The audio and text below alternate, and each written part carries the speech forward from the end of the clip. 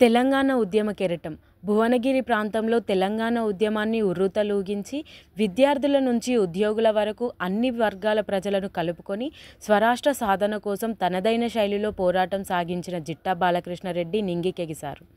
గత కొన్ని రోజులుగా ఆయన బ్రెయిన్ ఇన్ఫెక్షన్తో సికింద్రాబాద్లోని ఓ ప్రైవేటు ఆసుపత్రిలో చికిత్స పొందుతూ శుక్రవారం ఉదయం తుదిశ్వాస విడిచారు. 2009లో పొత్తులో భాగంగా అత్యంత సన్నిహితంగా ఉండి భువనగిరి టికెట్ని టీడీపీకి కేటాయించారు. దీంతో ఆ ఎన్నికల్లో స్వతంత్ర అభ్యర్థిగా పోటీ చేసిన జిట్టా రెండో స్థానంలో నిలిచారు. తర్వాత కాంగ్రెస్ పార్టీలో చేరిన జిట్టా వైఎస్ఆర్ మరణంతో ఆ పార్టీకి సైతం రాజీనామా చేశారు.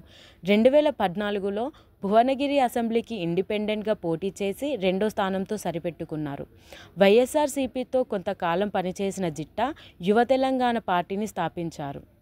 2018లో బీజేపీ బలపరిచిన అభ్యర్థిగా భువనగిరి నుంచి పోటీ చేసినప్పటికీ గెలుపు అందుకోలేకపోయారు.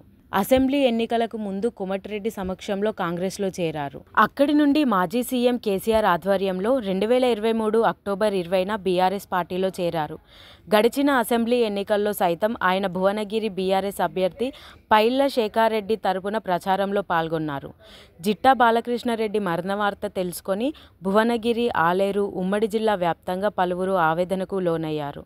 అన్ని గ్రామాల్లోనూ యువతను తెలంగాణ ప్రత్యేక రాష్ట్రం ఏర్పాటులో ఉత్సాహపరచడం, గ్రామాల్లో వాటర్ ప్లాంట్లు ఏర్పాటు చేయడం, సాగు, తాగునీటి కాలువల కోసం పోరాటం చేశారు. జిట్టా బాలకృష్ణారెడ్డి అంత్యక్రియలు నేడు సాయంత్రం నిర్వహిస్తున్నట్లు తెలుస్తోంది.